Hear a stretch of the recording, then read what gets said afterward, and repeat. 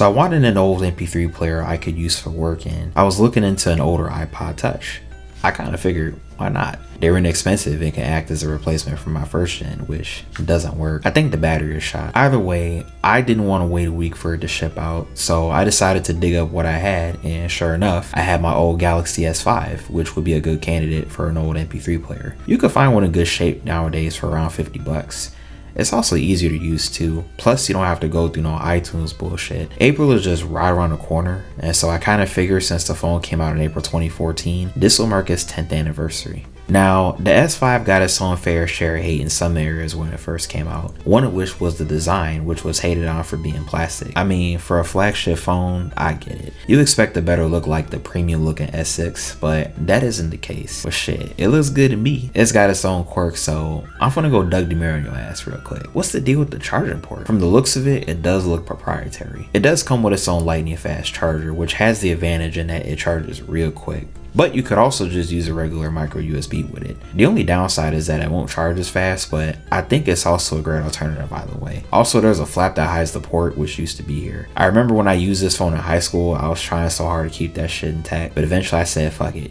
You and me, shit, we ain't gonna work out. I should mention too that the phone is IP67 water resistant. So to avoid a fucked up charging port, I'm guessing that's why it was there. Either way, it ain't there, so I ain't worried about it. Something you don't see often in anymore are the headphone jacks and IR blasters. Look, I don't know about you, but this is the only phone I know of that has an IR blaster. It's got a heart rate sensor in the back too, like, who the fuck asks for a heart rate sensor? I feel like the best feature we got is a removable cover, giving you access to the battery and the SD card slot. Now, I could replace the battery since it is bulging a little bit, but I ain't got time for that shit. I'd have to like wait a whole week to get it, so fuck it. What I am gonna do though is expand the storage. Apparently it holds up to 128 gigabytes at the maximum, so which is enough for me, so that's what I'm gonna go with. The internal storage really sucks culo. You only get 16 gigs of storage, but not even that. I mean, you got some pretty good bloatware up in here, which takes up damn near half the fucking storage. On top of that, you can't even delete the bullshit without rooting the damn thing. So to get all that shit off the app screen, I went in and disabled what I knew wasn't necessary. You can move apps to the SD card, but only like some apps. Like, what? You can move your multimedia to it, but factory apps and non-games,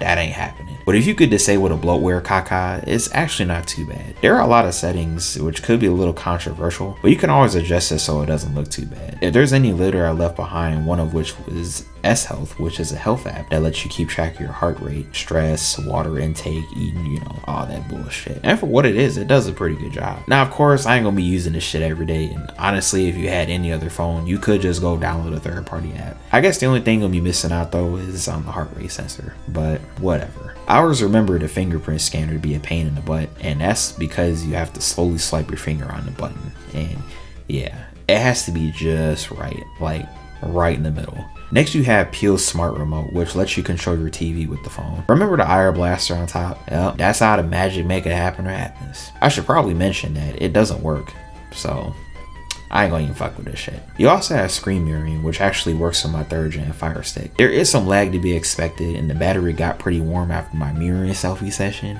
The S5 is currently running Android 6.0 Marshmallow, which is old, but so far I'm actually pretty impressed. I was able to download a couple games which ran fine, and also YouTube Premium, which works great when I'm working. Did you also know that you can download a portion of a map on Google Maps? I tried it, and honestly it works pretty good. Now whether you want to rely on it, that's totally up to you, but I just thought it was a pretty cool thing to try since I take the highway to work. At this point, honestly, if you wanted to use Facebook, Instagram, Snapchat, TikTok, dating apps, you know, whatever the fuck y'all be using nowadays, I mean, you can do it out here just fine. And I mean, you would think that it would have trouble running pretty much everything, but this turned out better than I expected. I mean, like for a 10-year-old phone running Android Marshmallow, which is like for real outdated, this holds up better than I thought. So for the camera, I did manage to dig up some old shit I took back in 2014, and it actually looks really good. The pictures are nicely detailed, really sharp, really colorful, vibrant. I should mention too that the S5 can also shoot in 4K, which it looks good, but it ain't as good as a modern phone camera. But still, for 2015, that's pretty impressive. And I say that because I'm only able to squeeze about 5 minutes of 4K footage for whatever reason. The camera isn't all that perfect, and in some situations it does kind of struggle a little bit. But I will say though, the camera sucks ass in low light.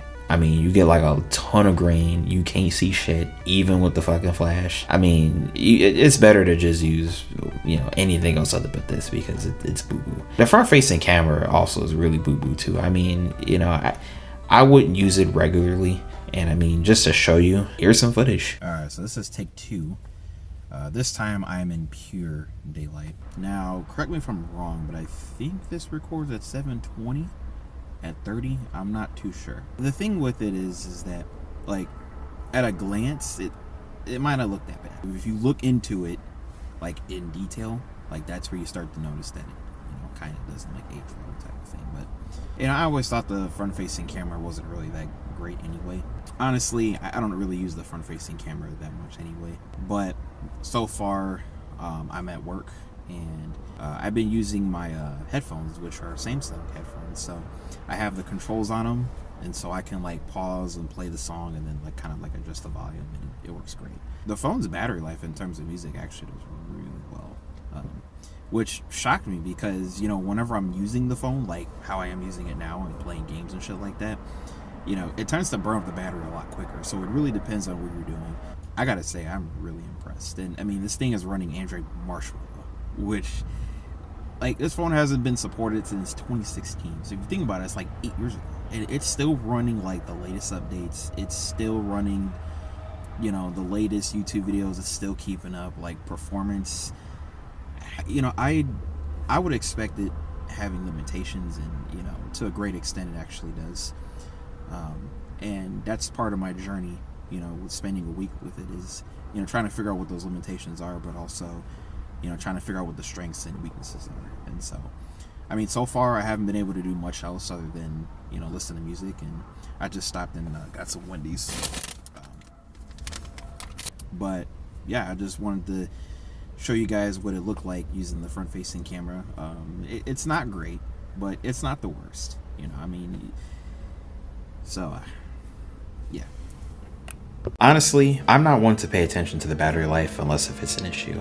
And with the battery and as boo-boo shape as it is, it ain't giving me these kind of hours. As long as I'm not using it that much during the day, it does okay at best. I mean, I mostly listen to music during the day. I spent about like an hour or two playing games and whatnot. Like, that's the thing, like when you really start to mess with it, that's when you start to notice a difference. I mean, battery life really isn't that good. I mean, you gotta remember that the battery is bulging, and the battery really isn't as in great shape as it once was. I managed to catch this on camera, luckily. I've had it reset on me randomly like a couple times. It just really goes to show that, like, you know, even removable batteries are a lot easier to replace, but they don't last forever. And that's kind of the point, really, is you're gonna have batteries and you're gonna have phones that are gonna start to show its age. I never intended on trying to use this as a cell phone, but at some point during setup, I could have swore I saw something during setup, so I tried using Google Voice. And just out of curiosity, there's a local battery store around my area, so I decided to call them up, and well, this is how it went. I just had a curious question. Do you guys happen to have batteries for a Samsung Galaxy S5 by chance?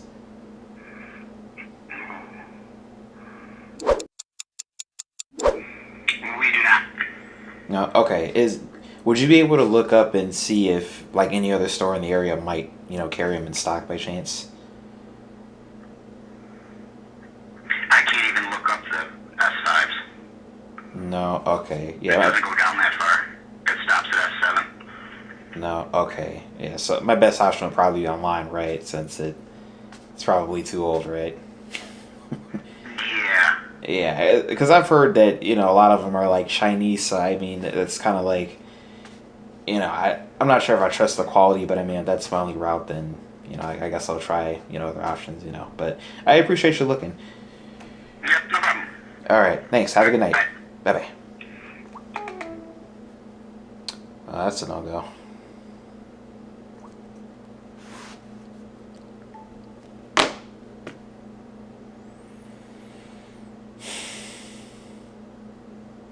Look, I ain't got nothing towards the display since we are rocking a Super AMOLED 1080p display. Movies play back fine, but the volume is a little low. And I mean, it does support Bluetooth 4.0, making my AirPods 3 compatible. But still, I got nothing but complaints about the volume. Even with those bitches cranked up all the way, it's hard to hear anything, bro. This is a very good phone for its time. It might not have been as good as the HTC One M8 or the iPhone 5S, but for what it was, it actually did a pretty good job. And even when we talk about now, I think it actually holds up well. In fact, it actually held up better than I expected. I mean, it ran pretty much everything I threw at it, and so far it gets the job done. I can pretty much get through the day using YouTube Premium, and music-wise, the battery life seems to do actually better than I thought. And I mean, at its best, the performance really isn't that bad, but as I use the phone more often, I did run into performance issues here and there. And one of the things that I remember using Android phones back then was kind of something that I expected, because I was kind of more accustomed to using the shittier Android phones. So I experienced a lot of force closing and freezing up, all that bullshit. From what I hear, it's tough getting a quality replacement battery nowadays since it is an older phone. I only had about a week with it, but either way, I wanted to show that batteries just don't last forever. And I mean, I could go ahead and put on like Android 14, or I can root it to try to get rid of all that bloatware. I can spend all the extra time to mess around with it to make it a more usable phone. I mean, especially in 2024. The truth of the matter is, you have to think about the people who aren't very tech savvy. They just, want a phone to look cool or look fancy, or, to have something a little more higher end and to, be able to use it to get what they need to get done, And so I wasn't going to spend the extra time to tinker around with it either. My biggest problem though with this is that the internal storage is real shitty. And I mean, I had to move apps to external storage, which was really annoying. And with the bloatware being on here, you just have so much shit that you're not going to even be using. Honestly, I really don't know. I mean, I can understand where Samsung was going with it. I mean, they wanted to kind of be like innovative in a sense, like what phone has a heart rate sensor in the back and the fingerprint scanner, like those two. I mean, we don't see phones nowadays that has that shit. I mean, this was kind of like a time capsule when you rewind 10 years ago. I mean, it wasn't that much of an improvement over the S4, so I felt like a lot of people waited till they got the S6, and that's when they started changing shit up. So in other words, that's when that removable battery was gone, the external storage was gone, completely different design. It was just a brand new phone. And so, this was actually like the last flagship Galaxy that I know of that even had a removable back cover, being able to expand its storage. And it was slightly better than that of the S4. I mean, it was a good upgrade. It wasn't the greatest, but still, I think Samsung again did a pretty good job. Me personally, I wouldn't recommend using it in 2024, but that doesn't necessarily mean that you can use it in 2024. I absolutely think you can use it and you can get through whatever you need to, but just know that because this phone is a lot older, it's probably going to be on the lower end compared to what's out there now. And I mean, you might argue, like, why not just get a newer phone? And that's true because, they're designed to withstand the shit that's coming out nowadays. It's long since, hasn't even got updates since 2016, and we're still running Android Marshmallow. I'm surprised that apps still work on here just fine and it gets the job done. Time will only tell when, performance starts to get worse and apps start to force close. There's just the ever-growing technology, and updates are getting bigger and bigger and bigger. Either way, this still makes for a great multimedia player. Whether you want to listen to music, watch videos, or take pictures, I mean, you can still do that just fine. These are still affordable, and you can pick one up cheap if you want to experiment with it. But otherwise, this gets a pass for me.